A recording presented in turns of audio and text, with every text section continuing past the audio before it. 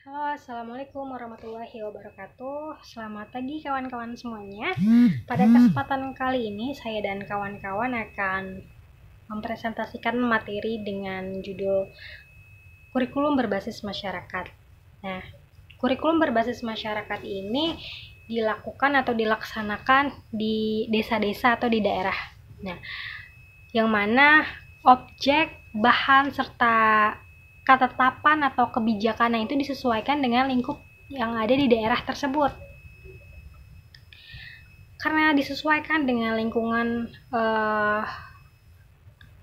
yang ada di daerah tersebut, maka harus dipikirin juga nih bagaimana lingkungan alamnya, kemudian sosialnya, perekonomian, serta budaya atau kebiasaan yang ada di daerah tersebut. Nah, ini juga disesuaikan dengan kebutuhan pembangunan daerah yang perlu dipelajari oleh siswa yang ada di daerah tersebut. Pada slide selanjutnya ada tujuan kurikulum berbasis masyarakat. Nah, tujuannya diadakan kurikulum berbasis masyarakat ini diantaranya yang pertama, memperkenalkan siswa terhadap lingkungannya. Kalau siswanya sudah kenal terhadap lingkungannya, itu diharapkan tumbuh rasa ikut melestarikan kebudayaan yang ada di daerah. Kemudian membekali siswa kemampuan dan keterampilan yang dapat menjadi bekal hidupnya di masyarakat. Seandainya jika mereka tidak bisa melanjutkan ke jenjang yang lebih tinggi. Kemudian membekali siswa agar hidup mandiri secara finansial. Kemudian serta dapat membantu kebutuhan keluarganya dalam memenuhi kebutuhan hidupnya. Selanjutnya, saya akan menjelaskan mengenai karakteristik kurikulum berbasis masyarakat. Dalam karakteristik kurikulum berbasis masyarakat terdapat 4 bagian. Apa saja? Yang pertama, ada karakteristik pembelajaran. Yang kedua, ada karakteristik materi pembelajaran. Yang ketiga, ada kegiatan guru dan siswa. Terus yang keempat, ada penilaian. Saya hanya akan menjelaskan mengenai 2 bagian saja. Yang pertama ada karakteristik pembelajaran, terus yang sama karakteristik materi pembelajaran. Dalam karakteristik pembelajaran terdapat 5 poin. Yang pertama ada pembelajaran berorientasi pada masyarakat dengan kegiatan belajar bersumber pada buku teks. Terus yang kedua ada disiplin kelas berdasarkan tanggung jawab bersama dan tidak berdasarkan paksaan, melainkan kebebasan. Maksudnya kebebasan di sini tidak ada unsur paksaan dan pembelajaran itu dilakukan secara sukarela gitu. Terus yang ketiga ada metode mengajar dititik beratkan pada pemecahan masalah untuk memenuhi kebutuhan perorangan dan kebutuhan sosial ataupun kelompok. Jadi metode mengajarnya ini difokuskan untuk pemecahan masalah, untuk gunanya untuk memenuhi kebutuhan-kebutuhan yang ada dalam kebutuhan individu, kebutuhan sosial ataupun kebutuhan kelompok. Terus yang keempat ada bentuk hubungan atau kerjasama sekolah dan masyarakat itu adalah untuk mempelajari sumber-sumber tersebut dan memperbaiki masyarakat. Terus yang terakhir ada strategi pembelajaran meliputi karya wisata, manusia sebagai narasumber. Terus ada survei kepada warga masyarakat, ada berkemah, ada kuliah kerja nyata atau biasa kita kenal dengan singkatan KKN, ada proyek perbaikan masyarakat, dan sekolah pusat masyarakat. Selanjutnya ada karakteristik materi pembelajaran. Dalam karakteristik materi pembelajaran gunanya agar penjabaran dan penyesuaian dengan tuntutan kewilayahan itu tidak meluas dan melebar, maka perlu diajarkan kriteria-kriteria berikut. Apa saja? Yang pertama ada validitas, yaitu bahwa materi itu telah teruji kebenaran dan kesahihannya gitu. Jadi udah ada uji dalam materi itu gitu, bahwa materi ini benar dan sahih gitu. Terus yang kedua ada tingkat kepentingan yang benar-benar diperlukan oleh siswa. Terus yang ketiga ada kebermanfaatan secara akademik dan non-akademik sebagai pengembangan kecakapan hidup dan mandiri. Terus yang keempat ada layak dipelajari, yaitu tingkat kesulitan dan kelayakan bahan ajar dan tuntutan kondisi masyarakat sekitar. Jadi layak dipelajari itu maksudnya melihat dulu tingkat kesulitannya itu seperti apa, apakah dilihat lagi kelayakan bahan ajarnya, terus dilihat lagi kondisi masyarakatnya.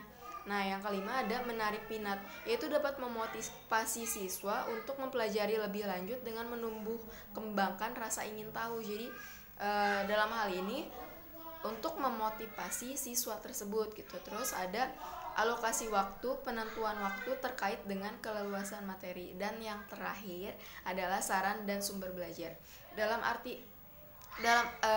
arti bahwa media atau alat peraga yang digunakan untuk memberikan jadi alat peraga atau media itu digunakan untuk memudahkan dalam proses kegiatan belajar tersebut gitu. Terima kasih. Halo teman-teman, perkenalkan nama saya Mutiara Oktavia dan saya akan melanjutkan materi mengenai karakteristik kurikulum berbasis masyarakat poin ketiga dan keempat. Poin ketiga yaitu kegiatan siswa dan guru. Guru dalam kurikulum berbasis masyarakat berperan sebagai fasilitator, sumber belajar, pembina, konsultan, dan sebagai mitra kerja yang memfasilitasi siswa dalam kegiatan belajar, sehingga menghasilkan lulusan yang memiliki kemampuan, kecakapan, dan keterampilan yang kuat dalam mengadakan hubungan timbal balik dengan lingkungan sosial, budaya, dan alam sekitar, serta mengembangkan lebih lanjut dalam dunia kerja dan pendidikan yang lebih lanjut. Poin keempat yaitu penilaian kurikulum berbasis masyarakat. Penilaian merupakan serangkaian kegiatan mengumpulkan, menganalisis, menaksirkan data mengenai proses dan hasil belajar yang dilakukan secara sistematis dan berkesinambungan sehingga menjadi informasi yang bermakna dalam pengambilan keputusan. Berdasarkan karakteristik kurikulum berbasis masyarakat, dapat dijabarkan beberapa hal sebagai berikut. Yang pertama, kurikulum berbasis masyarakat dapat bersifat realistik karena segala sesuatu yang diajarkan sesuai dengan kehidupan nyata. Yang kedua, kurikulum menunjukkan kerjasama dan integrasi guru antara sekolah dengan lingkungan masyarakat. Lingkungan masyarakat berada di dalam sekolah dan sekolah berada di dalam lingkungan masyarakat. Poin ketiga, kurikulum berbasis masyarakat memberikan kesempatan yang luas kepada siswa untuk belajar secara kreatif sesuai dengan teori yang telah dianjurkan, yaitu teori belajar modern. Keempat, prosedur pembelajaran memberdayakan semua metode dan strategi pembelajaran secara sistematik dan bervariasi, seperti ceramah, diskusi kerja, kerja kelompok, presentasi, pameran yang dilakukan di luar sekolah maupun di dalam sekolah. Yang kelima, pengembangan kurikulum berbasis masyarakat membantu siswa agar mampu berperan dalam kehidupan sekarang ini. Yang keenam, kurikulum berbasis masyarakat menyediakan sumber-sumber belajar yang berasal dari masyarakat, semua sumber di masyarakat sebagai laboratorium untuk praktik sesuai kepentingan pembelajaran siswa. Terima kasih. Assalamualaikum warahmatullahi wabarakatuh. Saya Puji Ramdhani. Saya akan melanjutkan materi dari narasumber sebelumnya dan saya akan menjelaskan tentang pengembangan kurikulum berbasis masyarakat. Sebelumnya saya ingin mengutip dari buku Saud pada tahun 2018 di halaman 109 yang menyatakan bahwa karena adanya perkembangan teknologi terjadi perubahan yang cukup drastis dalam segala bidang termasuk pekerjaan. Masyarakat perkotaan berubah cepat dibandingkan masyarakat pedesaan. Pola kehidupan agraris kini berubah menjadi pola kehidupan industri, di mana kehidupan masyarakatnya menuntut memiliki spesialisasi dan profesionalisme dalam bekerja. Hal ini membuat rasa kebersamaan dan rasa hidup santai ini hilang, digantikan oleh sikap individualis dan kerja keras. Nah, pola kerja masyarakat modern menuntut kerja keras yang melebihi batas waktu. Banyak yang beranggapan bahwa dalam suatu keluarga, ketika suami bekerja dan istri ikut bekerja, maka akan tercipta kestabilan dalam perekonomian keluarga. Tapi di sisi lain, ketika suami dan istri sibuk bekerja, ada seorang anak yang membutuhkan kasih sayang yang lebih gitu. Jadi karena waktu ayah dan ibunya sibuk untuk bekerja, maka di rumah itu sebenarnya ada anak yang membutuhkan kasih sayangnya ketimbang materi yang sedang mereka cari. Nah, jika ditarik kesimpulan, dalam hal yang terjadi di masyarakat, dalam lingkup kecilnya di keluarga, itu bisa kita tarik untuk menjadi satu kurikulum yang bisa digunakan sekolah dengan dasar atau dengan basis dari masyarakat itu sendiri. Komponen-komponen kurikulum berbasis masyarakat ada 9, meliputi yang pertama, tujuan dan filsafat pendidikan dan psikologi belajar. Yang kedua, analisis kebutuhan masyarakat sekitar termasuk kebutuhan siswa itu sendiri. Yang ketiga, tujuan kurikulum. Yang keempat, pengorganisasian dan implementasi kurikulum.